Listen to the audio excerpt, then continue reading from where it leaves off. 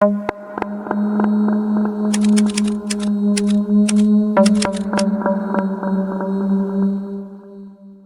everyone, welcome to my channel.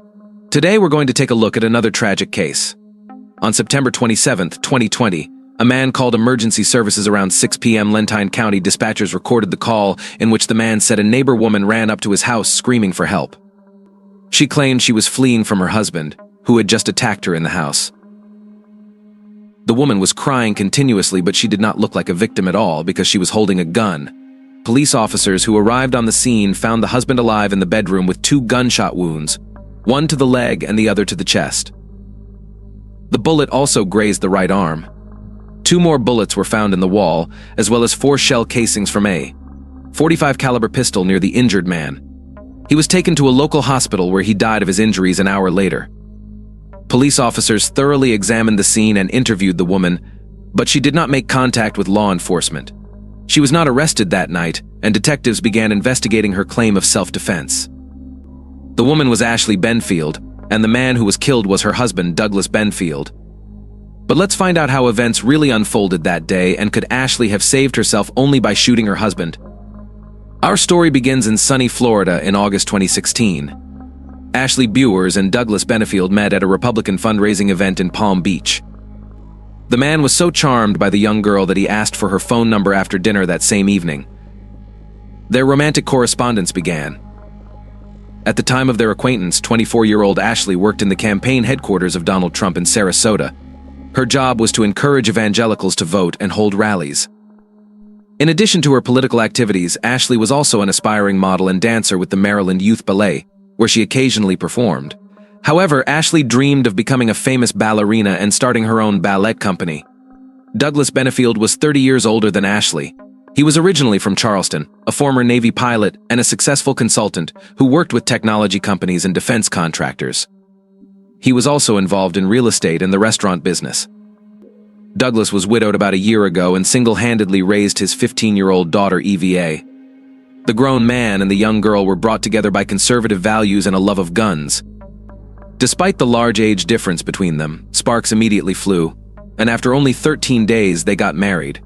A modest celebration was held in Douglas's hometown of Charleston. Among the invited guests was only Douglas's friend, Trip Cormany, who was an ordained Episcopal pastor. Trip wasn't thrilled and resented what he considered too short a time for them to have known each other, but agreed to perform the ceremony because Douglas was deeply religious. He wanted to marry Ashley before he became intimate with her. For the rest of the couple's family and friends, the wedding was a surprise. Douglas did not even invite his daughter to the wedding. Eva Benfield was 15 years old at the time, and was still taking the trauma of losing her mom hard. Just 9 months ago, Eva came home from school and discovered the dead body of her mother, Renee. She had died of an undiagnosed heart condition. Eva was stunned by her father's sudden marriage to a girl who was only 9 years older than her. After Ashley moved into Douglas's home in Charleston, the relationship between her and Eva did not work out, which became an occasion for regular quarrels and scandals within the family. The close father-daughter relationship suffered greatly because of Douglas's new wife. Ashley did not want to become a stepmother or just a friend for her husband's daughter. Eva, on the other hand, felt that she was simply losing her father. Ashley Benfield dreamed of creating a ballet company that would include dancers of all nationalities with any physique, and Douglas promised to make his wife's dream a reality. He idolized his young wife. Douglas constantly arranged romantic dates and surprises for Ashley, giving her flowers and telling her she was the most beautiful. Tall, slender, and graceful Ashley, like a swan, charmed everyone who knew her. Her blue eyes radiated kindness, and her long brown hair, like plumage for a bird, added beauty and glamour. Douglas saw only spiritual purity in his Ashley and was willing to do anything for her. Soon her dream came true. Combining Ashley's passion for ballet with Douglas's business savvy, they founded the American National Ballet in Charleston and advertised to screen ballet dancers from all over the country. The goal was to run a nonprofit ballet company and a for-profit school. In the summer of 2017, Ashley and Douglas began holding the first auditions. But in addition to starting a ballet company, Ashley also dreamed of becoming a mother and was planning a pregnancy. This is exactly what happened. In the midst of creating the ballet company in late summer 2017, about 40 dancers from around the world began arriving in Charleston to work with Ashley, but she never showed up for another audition. All the work fell on Douglas's shoulders. He hired ballet master Michael Wise to train the dancers, but it was Ashley who many dancers were waiting for. But she wasn't planning on doing ballet anytime soon, citing a serious condition due to her pregnancy.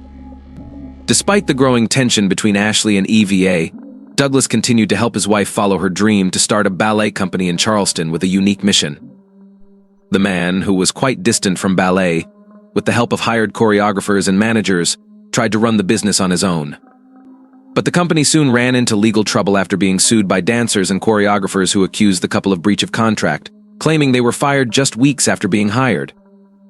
After leaving Ashley, Douglas brought in new managers in hopes of getting the ballet up and running, but they made drastic changes and Ashley's original vision of dancers of all ethnicities failed. Douglas was so preoccupied with the ballet that he didn't notice how tensions between Ashley and EVA continued to mount. One day, after Douglas and Ashley argued over EVA, he lost his temper and fired a gun into the ceiling of their home. Those who knew him said it was uncharacteristic of the calm and non-confrontational Douglas.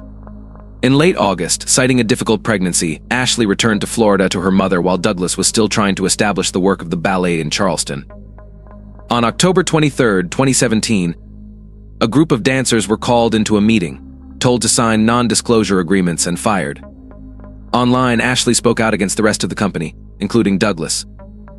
"The new management has destroyed everything we've worked so hard for, and I cannot stand behind them or their actions," she reported. A B was created to be different from any other dance company and should have set a new standard in how it treats its dancers. Everyone involved should be ashamed of how it was handled. It seemed as if a great idea had dissipated like smoke. A few months later, the American National Ballet was finished for good.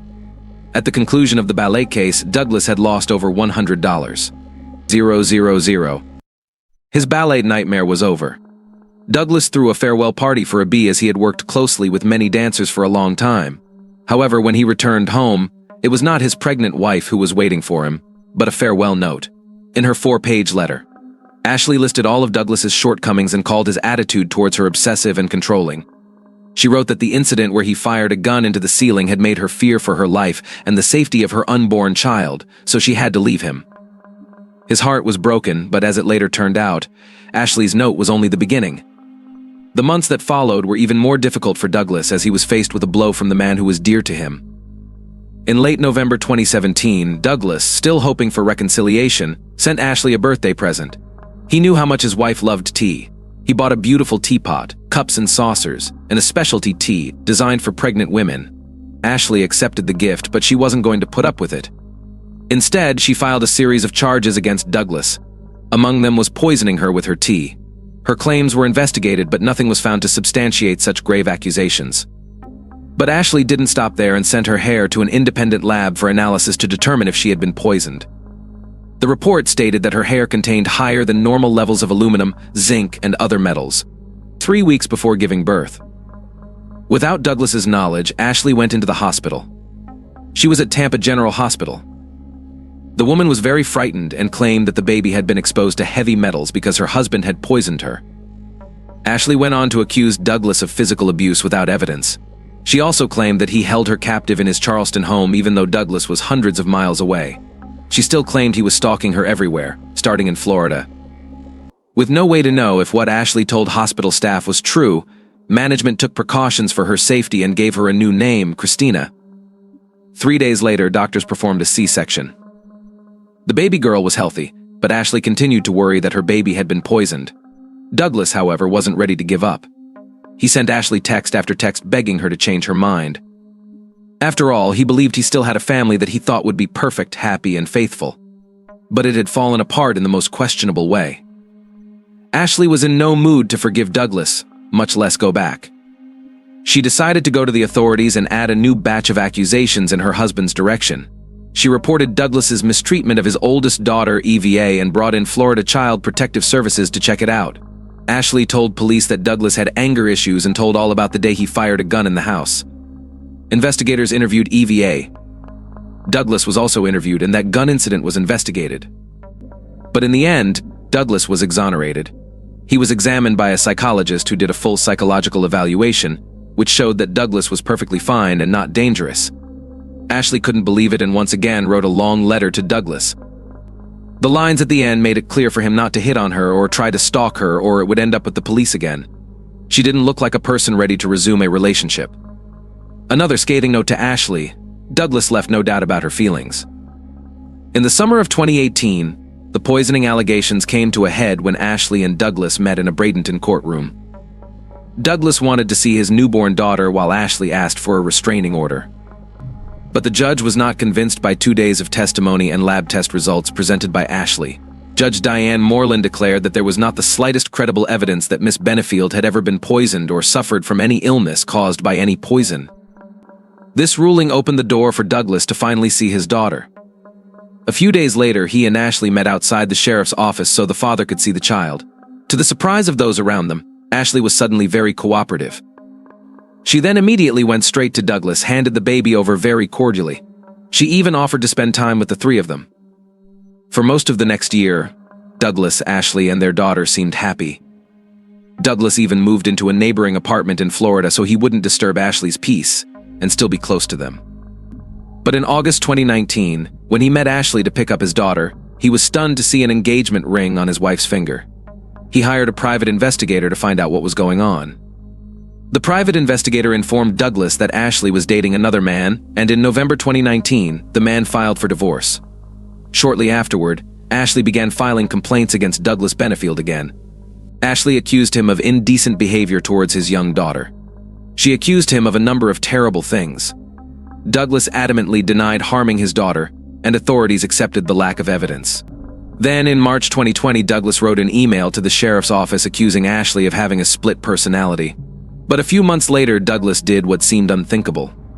In a dizzying move, he announced that he and Ashley were going to try to be a family again and were moving to Maryland.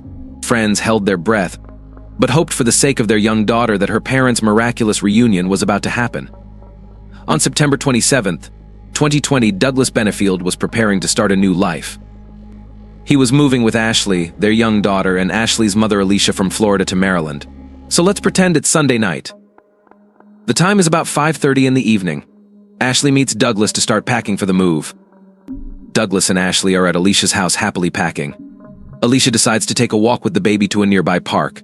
Ashley is left alone with Douglas. They talk, but suddenly Ashley announces that they are moving without him. Douglas was angry.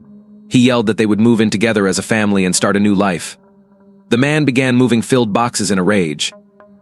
Ashley Benefield tried to leave the house, but Douglas allegedly grabbed her left arm, yanked her back, and asked where she was going. He threatened her with his index finger like a naughty child with the words, "You can't leave me but for Ashley." It was enough to make her fear for her life once again. Ashley Benefield ran into her bedroom and grabbed the gun she legally owned. She pointed the gun at Douglas and ordered him to leave her alone and leave the house. Douglas did not stop and continued walking toward Ashley, hoping to calm her down. As he continued toward her, she began shooting. Ashley saw Douglas fall, and his legs lifted into the air as his feet slipped out from under him, and he suddenly collapsed. The woman ran to the neighbor's house, screaming for help. Two neighbors on a dog walk saw her running outside with a gun, crying and screaming. However, only Ashley knows exactly what really happened that night in the house, but she has not made any statements. 5 weeks after the shooting, Ashley was arrested and charged with second-degree murder. She pleaded not guilty. She was released on bail after spending about 2 weeks in jail. Ashley began cooperating with authorities. On November 4, 2020, she was formally arrested and charged with second-degree murder. She is currently being held without bail pending a future court date. In February 2023, Ashley Benefield's defense filed a motion to dismiss the case, arguing that she shot her husband in self-defense.